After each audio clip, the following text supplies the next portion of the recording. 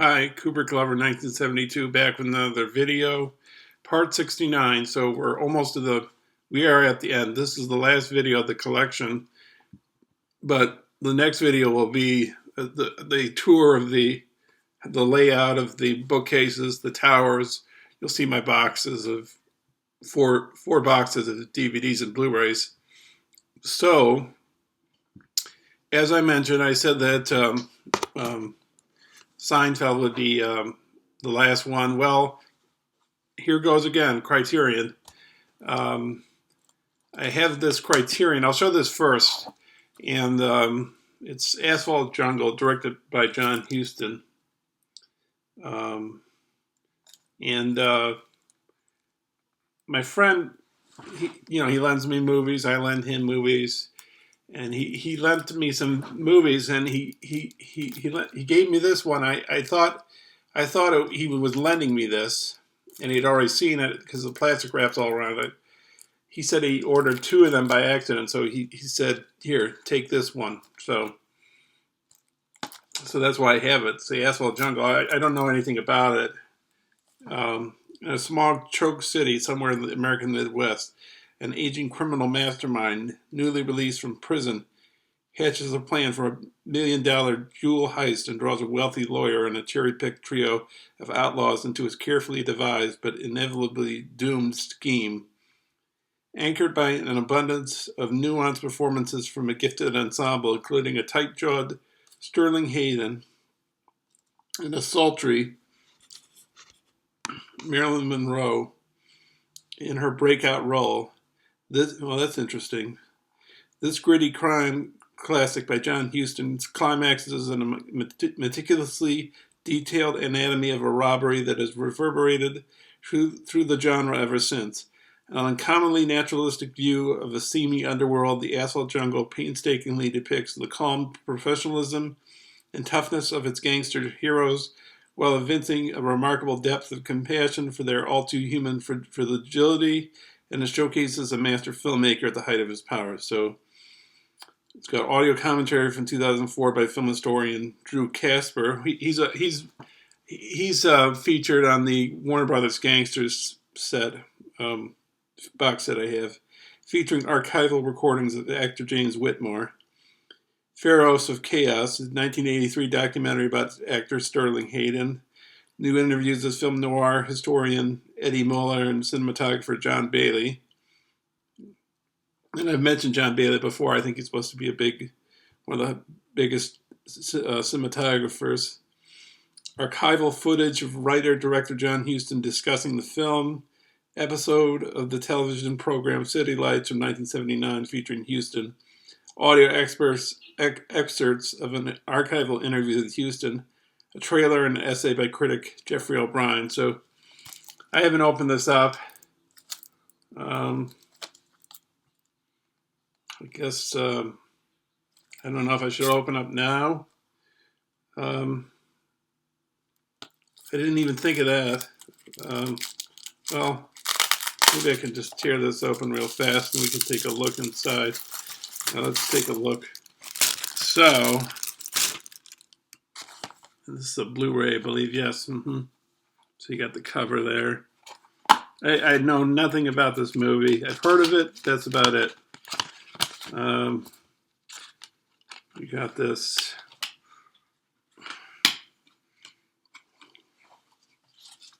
Guess it's a police line up there.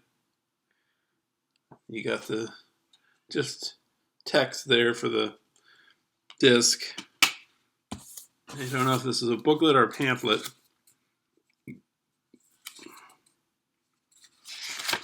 No, it's a pamphlet.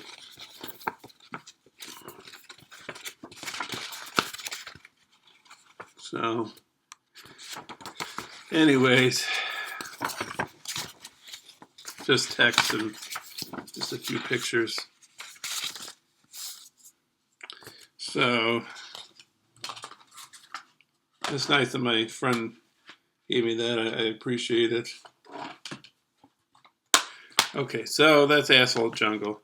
So here's the last DVD, last box set, last hurrah, whatever. It's Seinfeld. complete series. They have another DVD. This is a DVD. They have another DVD box set. My friend and I gave that box set. We chipped in half and half to get a Seinfeld the complete series for a friend of ours. But it's not like this. I don't know if I regret buying this because the person I bought it from, I bought it used. I bought it off of Amazon, and brand new it cost like $180. And I saw one that was used. It was like $120, $130 or something. I think it's like $120 or $110. I think it's $120. So that first time when he sent it to me, there's parts of it that are fairly scratched. I didn't watch the whole thing. I just watched it like a few discs here and there. And like some of my, it's hard to pick favorite episodes. They have so many good episodes. But like one of my favorite episodes is the library cop. What's his name? Mr. Bookman.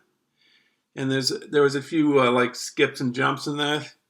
And so I said, I think, that you leave comments, about like, was your third party seller satisfactory with your purchase, and all that stuff. And I sent it back to him. He sent me another one. He sent me this one. And this one still had scratches. And I don't know how the rest of the discs are. I have no idea.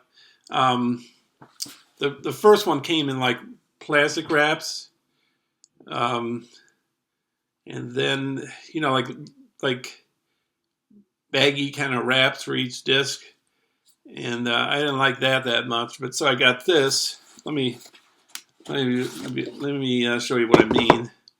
And they don't stick too well to the kind of upside down and everything, but.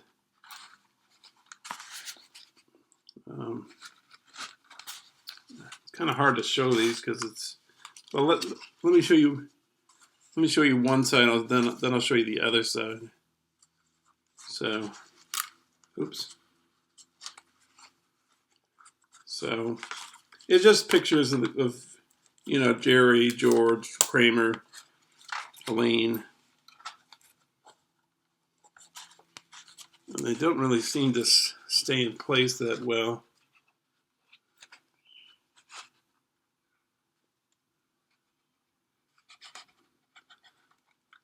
I know I'm doing a terrible job of showing these, but bear with me. They don't even stick in here. I don't know. I could have returned this, It's got quotes in here, like looking at. Oh, excuse me, sorry.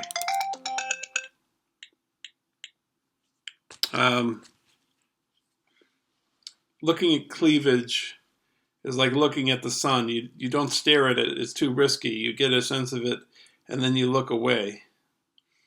That's Jerry and the shoes. And nobody takes better care of their hair than me. You can serve dinner on my head. Elaine, the dinner party. So that's seasons 1 through 5. The one we gave our friend is much better box set. You got George here saying, if you take everything I've accomplished in my entire life and condense it down into one day, it looks decent. The muffin tops. I need the secure packaging of jockeys. My boys need a house. Kramer, the Chinese woman. So, and then, so this is seasons 6 through 9. These look like they're staying together better. Maybe I should have bought this brand new. I think the cost has gone down since this has been out for many years. I know at the place where I work, the library, downstairs, they have some of the seasons of Seinfeld. I'm having held to the side a season of Curb Your Enthusiasm. I don't think it's as good as Seinfeld, but it's still a good show. And I'll mention, because I'm mentioning Larry David and Curb Your Enthusiasm, I did see Fish in the Sea, Fish Out of the Water. It was his Broadway show, and so I saw him live in New York, and that was pretty interesting.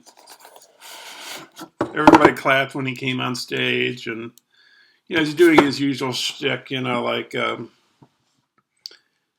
making inappropriate comments, about sex, maybe, and putting down a little girl, doing something. I don't know if she was reading a poem or saying something, but that kind of edgy stuff that he always does. It gets him in hot water.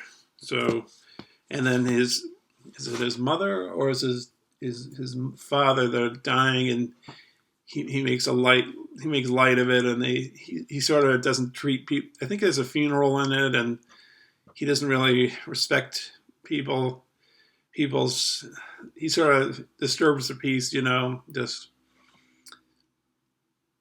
I think he's kind of greedy in it. I can't remember exactly. And it's something like a fish in the dark. That's the title of it, I believe. Fish in the Dark. So with the Seinfeld disc comes this coffee table book.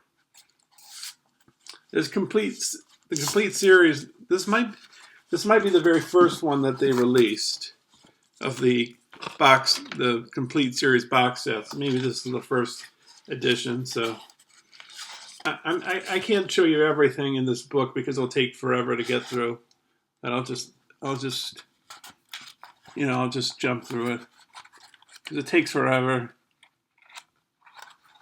And sort of want to. Well, I'm 12 minutes in the video. That's too much, but Seinfeld had a lot of great seasons in it. Let's see, season 1, season 2. Season 1 sort of needed let's see, the pony remark, where Jerry says, "I hate anyone who had a pony," and one of his relatives says, "In Poland, I had a pony. My sister had a pony. My neighbors had ponies," something like that. What is wrong with having a pony? And he says nothing. He says, I'm sure in Poland lots of people had ponies. And she says, you don't like it. He says, who wouldn't have a pony? And she says, you wouldn't have a pony. The jacket, where Kramer's trying to get his jacket back, and he's arguing with his, I think it's a landlord or something. Trying to remember these. The Chinese restaurant, I remember that one. That's they're waiting to get a seat. They've got a reservation, and the guy that works there, the Chinese guy that works there, he says 5-10 minutes, 5-10 minutes, and they're waiting. And George tries to make a phone call. This is before the days of cell phones. And he says, he yells out, "We're living in a society." And after the guy hangs up, he says, the guy that was on the phone says, "Sorry to hold you up," or "Sorry that I was on the phone." And George says, "Oh, no problem."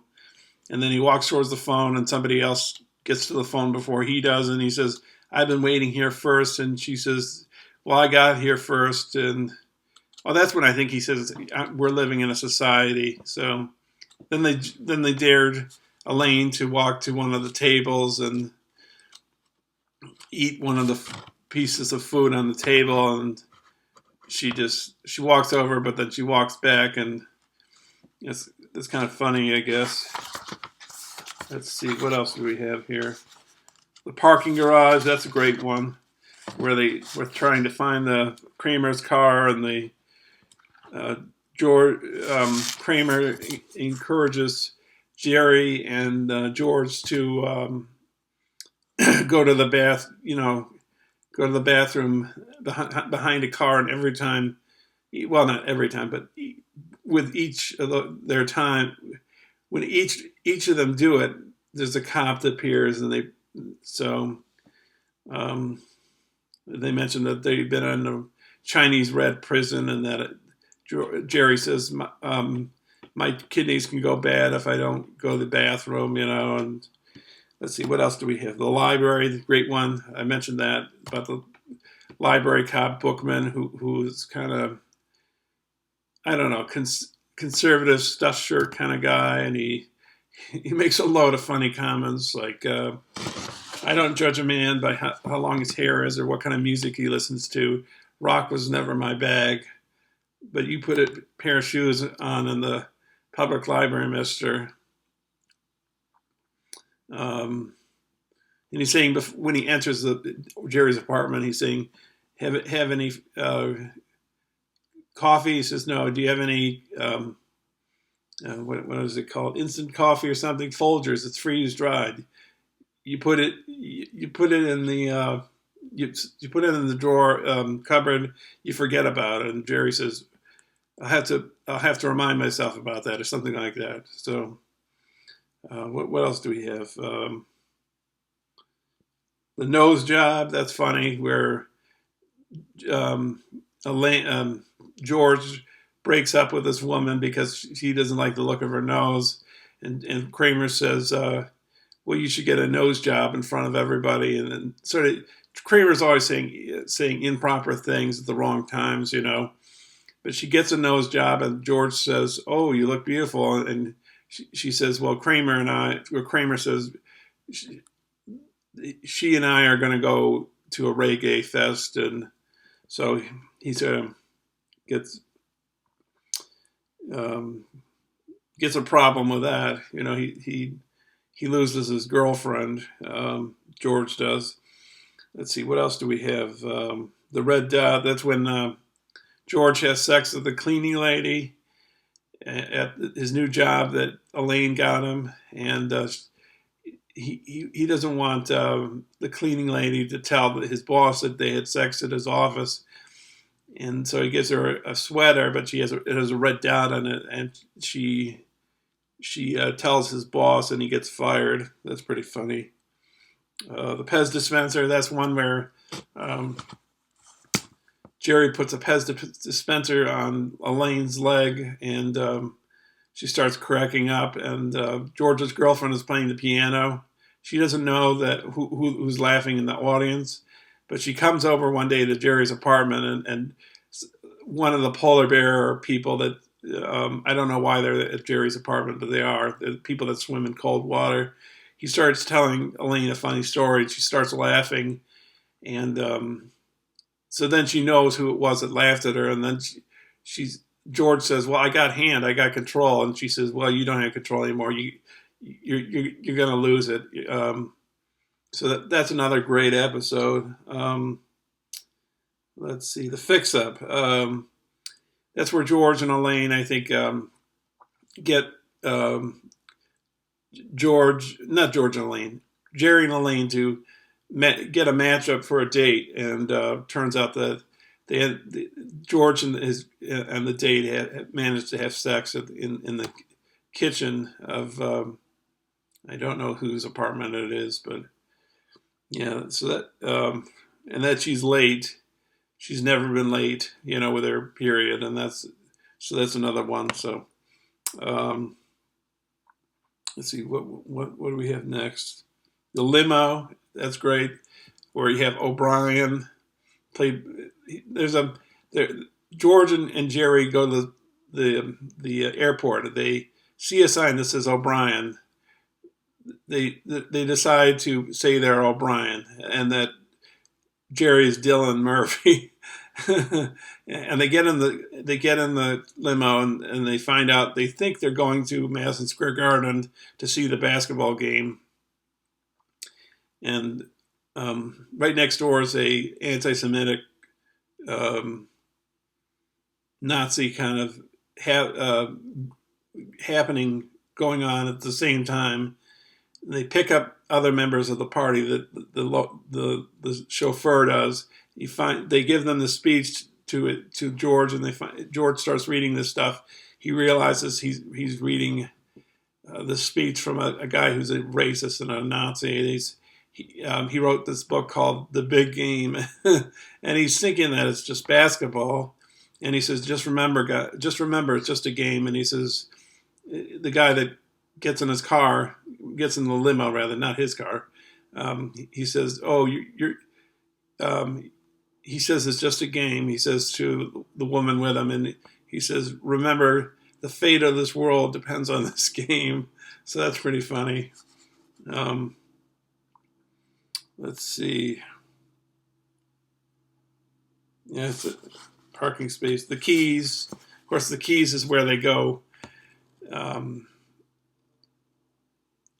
guess something happens with Jerry and Kramer's keys. They get mixed up or something. They end up in California. Kramer becomes a murder suspect.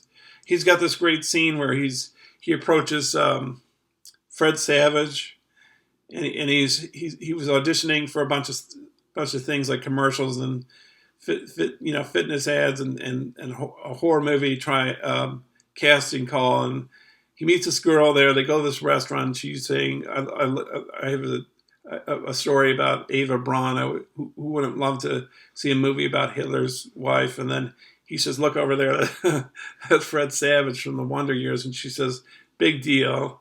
And then he starts heaving. Well, he starts kind of breathing kind of weird. And she says, "Why are you breathing like that?" And he says, "Oh, I'm just a little nervous. He'd be perfect for my movie." So he walks up to Fred Savage, and he says, "Did I scare you?" Because he has these sunglasses on. He says, "I may be strange, but I'm just like you, trying to make it in this business." He's getting nervous, and then his knee hits the table, and it, he said, "What else does he say? I'm just here to make it just like you, and here's my script. I think you'd be perfect for." And then Fred Savage is walking out of the restaurant, so that's pretty funny. Okay, so that's season 3, and then we got season 4. The pitch about the NBC show that George and Jerry pitched towards the NBC executives. I love that in that one. George says, "What does he say?" He says, "What does he say?" This is a show about nothing. He says, "What did you do today?" He says, "The Bob Balaban." He says, I got up and came to work." He says, "That's a show." And he says, "Why is that a show?" "Because it's on TV." And the Bob Balaban says, "Not yet." Oh, I love that. It's on TV. Like, why would you be watching it? It's just on TV. And then Jerry says, "Well, maybe something happens to you on the way to work." And George says, "No, nothing happens." So it's pretty funny. Bubble Boy. That's George gets to this Bubble Boy's house before Jerry does, and Jerry can't find him because he's lost him, following him with his car. And the Bubble Boy plays Trivial Pursuit with George and Susan, and makes inappropriate comments to Susan, and he answers a question about the Moors in Spain during a few hundred years back, and he says, "No, it's the Moops," because it's a misspell. What do you call that? A typo. And he starts choking George, and George keeps saying, "The Moops, the Moops." So that's that one. Then you have, let's see, what else do you got? A Virgin, where Jane Lee's from Frasier. She's also in Frasier. She plays. Who does she play in Frasier? Oh, Daphne. like the physical therapist for Martin, I think his name is, and Frasier, and Frasier's dad. But anyways, uh, they're playing this contest who can, not. Well, everybody knows this one. They call it. What do they call it? They call it something. Master of your domain. Everybody knows what it really means, and how many people can not how each the four of them make a bet, like how long can they do it, how long can they abstain from doing it. So that's a pretty funny one.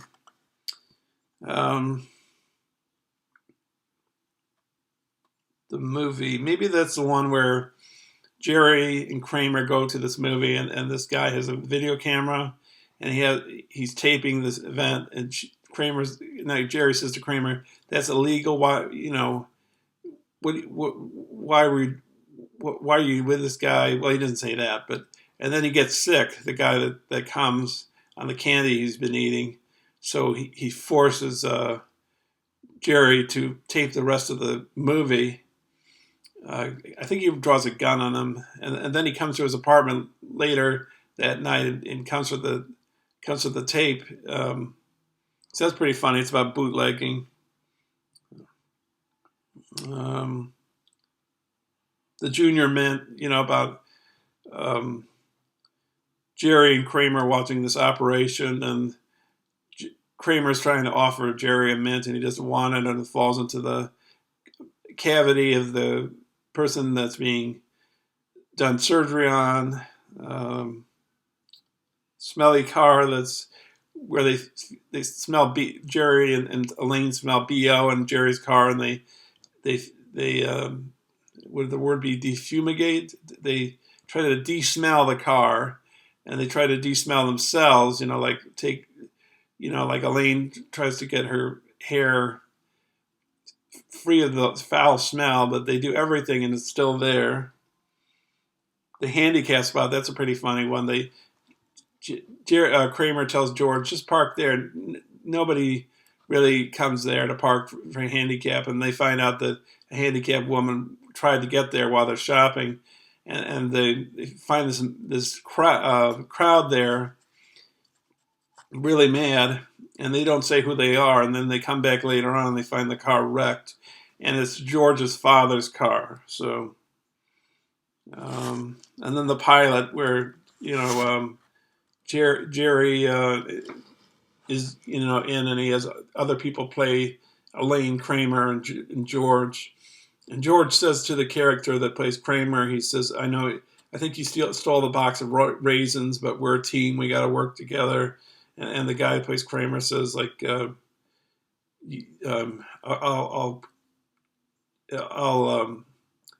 beat you to, not beat you to a pulp. I will beat you up, if you ever talk to me. I don't know if it's ever talked to me again. Just doesn't say nice things to him, basically. So let's see, season 5. What do we got for season 5?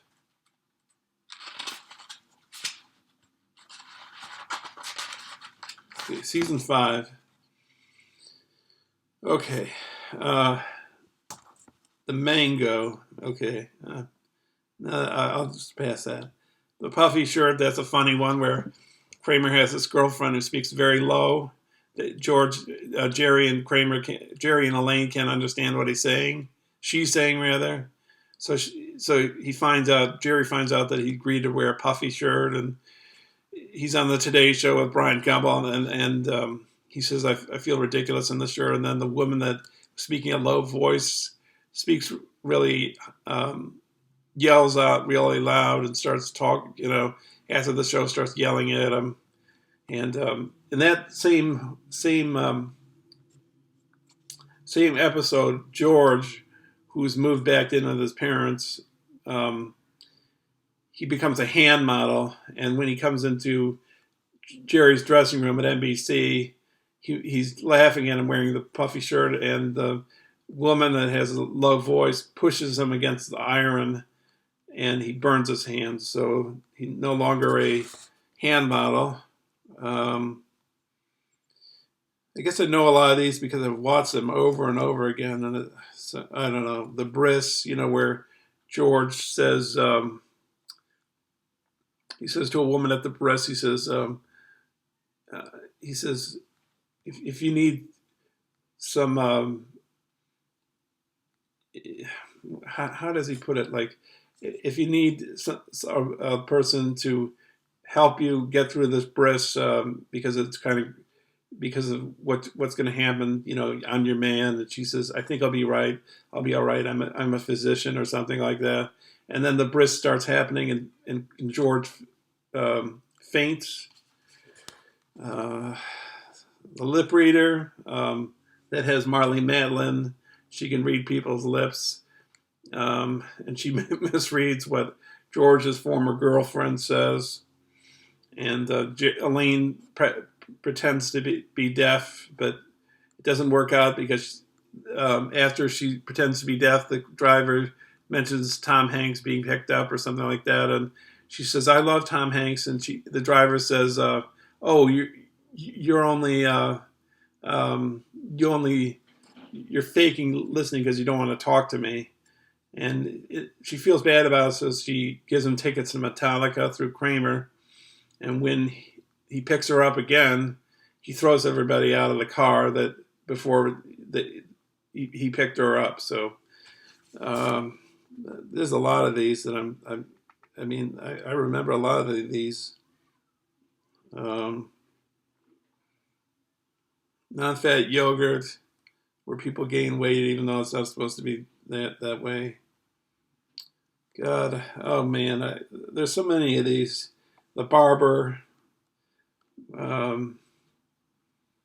where Jerry doesn't like his hair, and I'll skip that. The masseuse, that's a good one, where Jerry wants to have a massage from his girlfriend, but she doesn't want to give a massage after she's been giving massages all day, and George doesn't like the fact that when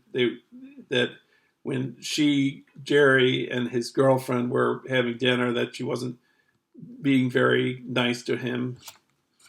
And George says he must be liked, Cigar Store Indian, that's where Jerry comes to Elaine's with a Cigar Store Indian, and he says, "We smoke a peace pipe," and one of the women that is at Elaine's she's a Native American, so he sort of insults her that way. And then there's he sees her TV guide, and Al Roker, and he says, do you mind if I take this TV guide? She says, no, I don't need it anymore. And then she says, I've decided to do a report on something, and I need the TV guide back. And he says, well, you can't take it and give it back. That'd be like and she says, an Indian giver. And then he says, I got tickets to the Knicks tonight, and I got it from a scalper, but he doesn't say the whole word. He says, one of the people that gets you tickets, and then I got a place to eat at, a restaurant, reservations, but he stops saying that because, so, man, it's gonna, I'm only on season 5 here, Marine Biologist, where George takes the, what do you call that? The golfing ball that Kramer put in the whale's spout when he was golfing off the beach. Oh, the stand-in, that's a great one, where Kramer fills his seat at the Tonys, and then he's brought on stage. He's sort of forced onto the stage, and he's has the Tony, and he's Jerry's girlfriend says to him, congratulations, and he says, there's so many people I want to thank. And Jerry says, you've had nothing to do with this, and Kramer says, I'm not going to let you get me off this high, And then Kramer is asked to fire Raquel Welch, so. Um, and then the Hamptons. That's where um, George's girlfriend is topless, and George he's at like a tomato stand or something, and he doesn't see it happen, and Kramer and Jerry and Elaine see it, and he says it's like he's like the second man on the moon, like somebody went before him, and um, before he put his foot on the moon. The opposite. That's where George does the opposite of everything, and then he starts getting things to happen, like getting a girlfriend and getting a new job. I think he gets a new job. Season 6. What's season 6?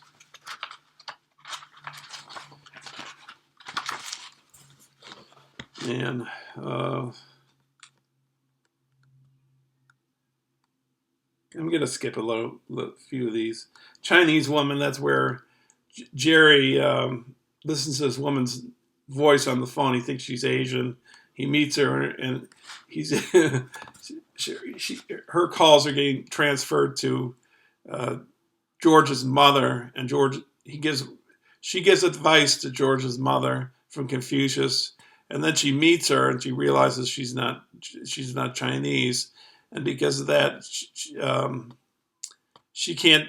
I think George's parents were going to divorce, and then because she's not Chinese, she says that changes everything. So that's pretty funny. I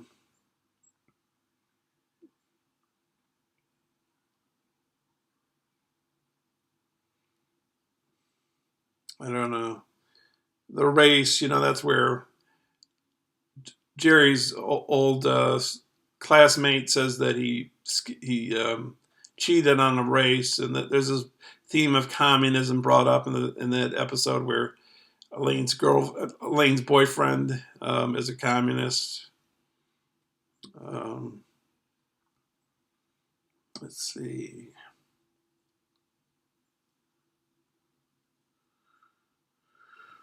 Yeah, I'll go on season 6 now. Wait, that's season 6, isn't it? Okay, season 7. Let's see what we got here. Engagement. That's where George gets married to what's her name? He doesn't marry her, but he engages. He has an engagement with her. Susan from NBC. The maestro, Jerry, Elaine's boyfriend, who says to Jerry that you can't get a place is it Naples, Italy, or Florence, Italy? And Jerry's saying, "Are you sure? Like, can you get a sublet, a condo, blah blah blah?" And he says, "Nope, everything's taken." So he goes to this guy, this Italian guy, like a mafia type guy, and he says,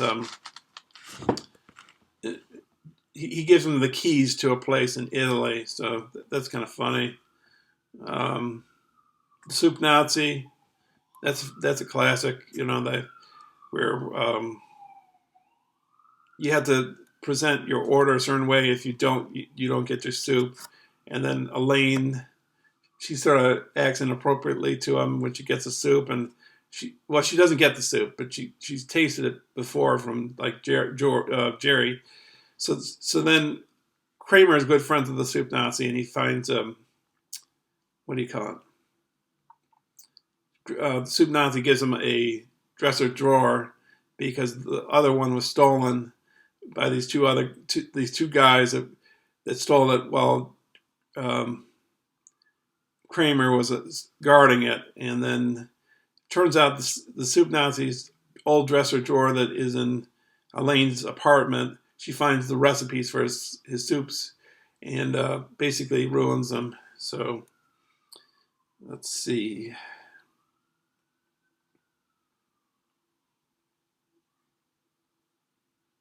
I'm skipping a few of these because it's just taking forever to get through all this.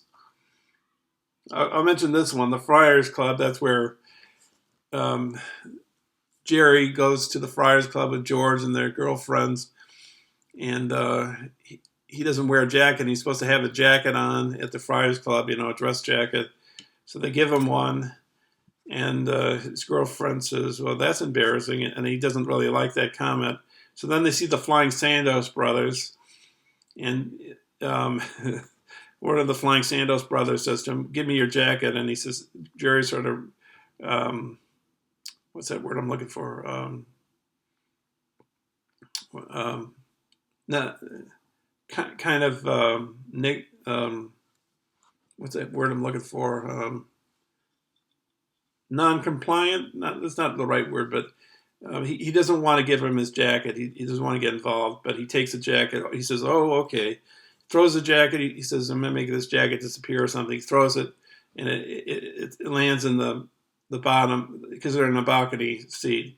It lands below, and he swears that one of the Sandos brothers has it on, and then he finds out the jacket is the woman that went on this date with him. She had it. She found it, and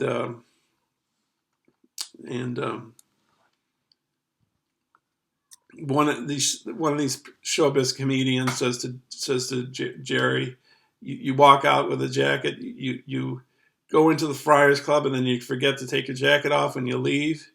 And George is sort of supporting Jerry, and this guy says to him, "Are you in show business? And why am I talking to you?" So I know these shows so well because when I used to have TV, they always had The Simpsons on and Seinfeld on, like at 7 to 8 p.m. every day. So I remember these so well, Oh, the gum. I should mention the gum because that's where what's his name? Lloyd Braun gets out of the mental institution, and um, George has a friend, and her father's just got out of the mental institution. He plays around with his car, and the car breaks down when George is driving it.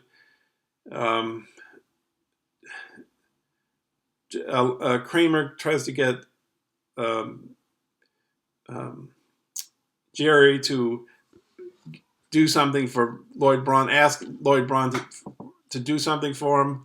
So he says, "Okay, I'll get gum," and he puts on glasses because they're restoring this old movie theater, but because he stood so close to the Elaine wanted to sit very close to the movie screen because she didn't want to be near Lloyd Braun, and so her back hurts because of the way she's been sitting in the movie theater.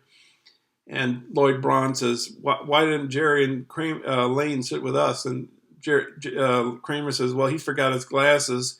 So he finds some glasses in the theater, and he finds these real thick ones that he gives Jerry to put on because the other ones are given to this older man that couldn't find him. And so Jerry's wearing these real thick glasses he can't see anything out of, and he takes a bill out of his wallet to Lloyd Braun, and he doesn't know he's giving him $100. And he comes back with a huge box of gum, and Lloyd Braun says, "Am I crazy, or is that a lot of gum?" And Jerry says, "That's a lot of gum." And and then Lloyd Braun says, "I'm a little hungry. Maybe I should get a hot dog before we leave." And he says, "One hot dog, please." And the theater guy says, that hot dog right there has been there since the silent era. And he says, and Kramer says, "That's a perfectly sane food to eat." So Kramer eats it, and then he starts feeling like vomiting, and he goes out to the street and tries to, he vomits the hot dog. So yeah, so you can see I know these that I can and I remember these episodes pretty well. The Rye, that's where George's and Susan's parents meet, and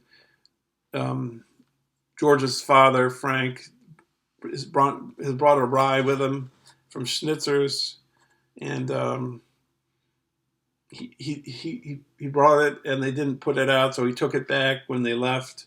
So George tries to get another rye put into Susan's parents' apartment, and when Susan's parents are taken for a handsome cab ride by Kramer, because one of Kramer's friends has gone on vacation and he's given the handsome cab ride to him. George has Jerry get a Schnitzer's rye, and the last Schnitzer's rye is sold to an old woman, and he's talking to her. I'll give you like $50 for the Schnitzer's rye. I'll give you 70. I'll give you 100. You can't beat 100. And she says, no, watch it. And he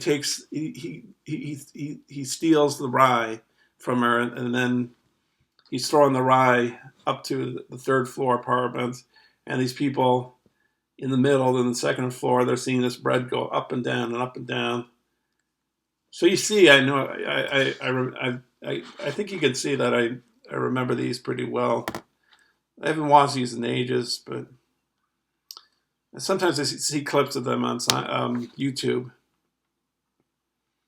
So I think I'll go on to the next one. Let's see, season 7 that did that. Season 8, Bizarro Jerry. Yeah, that's where Jerry and Kramer and George meet people that Elaine knows that are like them, but are the opposite. But they have certain kind, like where the other Jerry lives. The apartment looks basically the same way as Jerry's looks, only it's the opposite direction that everything's put. And the neighbor, like Newman, instead of hating each other, they're really nice. And the Kramer character, the other Kramer, so he knocks on the door rather than walks right through the door.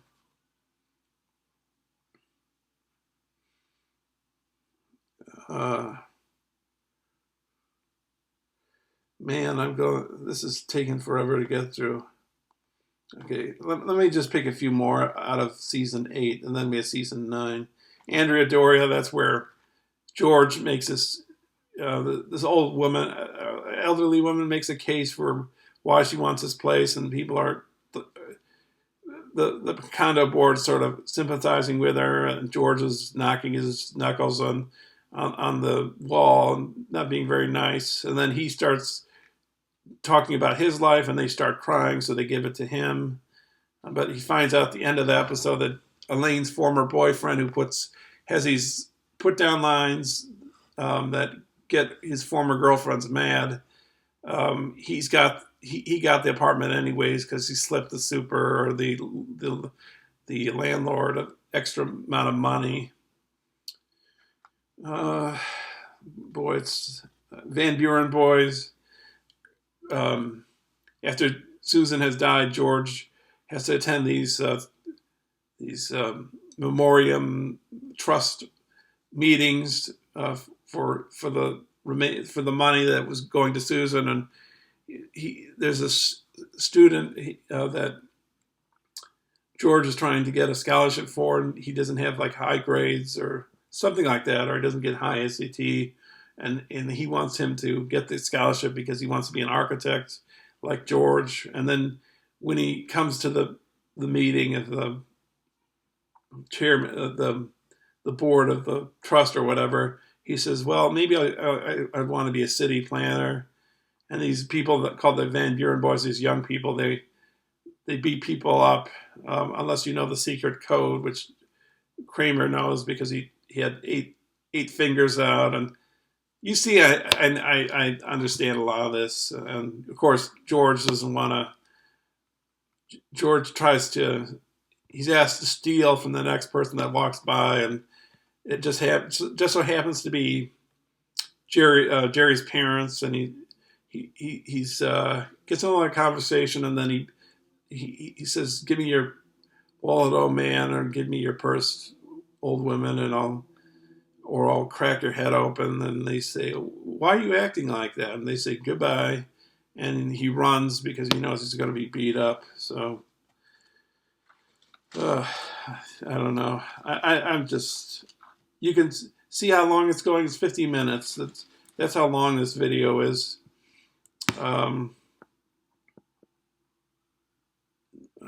Serenity Now. This is the last season, so we're almost done.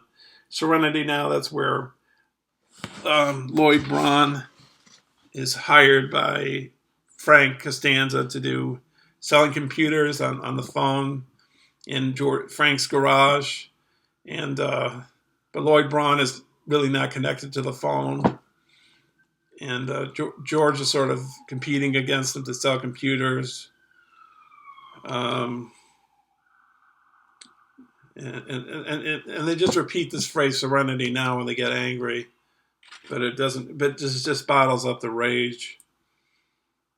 Junk mail. I think junk mail is where Kramer goes to the post office and says, "I don't want any more mail, never more anymore." And Newman says, "Take your 3-hour break," to the woman that's at the desk. And well, what about your bills? And he says, "The bank can pay," and blah blah blah blah blah. And Newman's higher up boss or whatever says to him, "Any trouble here, postal employee Newman?" No, everything seems to be in order. Everything seems to be fine. And then Kramer says, until I don't get any mail.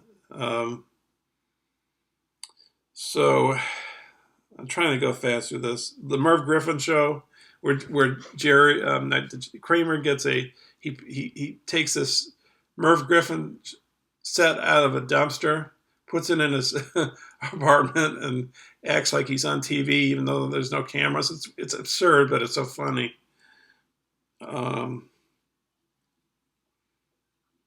Okay, so I'm getting near the end here. I think that's it. That's going to be it. And then I'll just mention that it comes with a DVD and the book about them talking about the show and reminiscing and all that. So, anyways, that's the end of the video. I'm going to put these back. Thanks for watching all these videos. I really appreciate it. Anyways, this is going to take up a lot of space, I think. So, anyways, the last video of the collection will be an overview. You'll see them. You'll see where I put all of them. So that's what's next. So without holding you up anymore, this is the end of the video. Okay, thanks for watching. There's one more to go, and then I'll have more videos after that. And other subject areas: poetry, garage band, books, that stuff. So, or storyboards of movies, or maybe short films. Who knows? So, anyways, thanks a lot for watching. I'll see you later.